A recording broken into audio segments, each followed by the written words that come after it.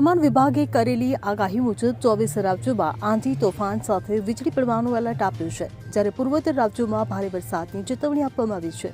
સિક્કિમમાં ફસાયેલા 1000 પર્યટકોને સુરક્ષિત કાઢવામાં આવ્યા. જોઈએ આ વિગતવાર અહેવાલ.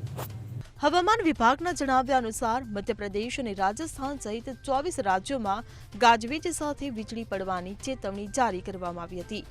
આજે પણ પૂર્વોત્તર રાજ્યોમાં ભારે વરસાદની ચેતવણી આપવામાં આવી હતી, જ્યારે બિહાર, છત્તીસગઢ અને કર્ણાટકમાં કરા પડવાની સંભાવના બતાવવામાં આવી હતી, જેના કારણે દેશના મોટાભાગના રાજ્યોમાં તાપમાનમાં ઘટાડો અને ગરમીમાંથી રાહત મળી હતી. જો કે વરસાદ અને વાવાઝોડાની ચેતવણી છતાં આ રાજ્યોના ઘણા ભાગોમાં હીટવેવની ચેતવણીઓ પણ જારી કરવામાં આવી. સિક્કિમમાં અવિરત વરસાદને કારણે થયેલા ભૂસ્ખલનમાં ફસાયેલા 1000થી વધુ પ્રવાસીઓને સુરક્ષિત રીતે બચાવી લેવાયા છે.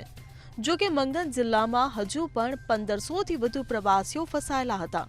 જિલ્લા પ્રશાસને હાલમાં તમામ પ્રવાસી પરમિટ સસ્પેન્ડ કરી દીધી છે. ટૂર ઓપરેટરોને સૂચના આપવામાં આવી છે કે આગળની સૂચના ન મળે ત્યાં સુધી કોઈ પણ પ્રવાસીઓને ઉત્તરીય જિલ્લાઓમાં મોકલવામાં ન આવે. આ વિસ્તારમાં સતત વરસાદને કારણે સ્થિતિ બગડી હતી.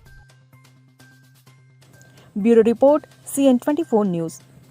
હવે જુઓ દેશ દુનિયાની તમામ ખબરો તમારી આંગળીના ટેરવે. ઉઠાવો મોબાઈલ અને Google Play Store પરથી ડાઉનલોડ કરો અમારી CN24 ન્યૂઝ મોબાઈલ એપ.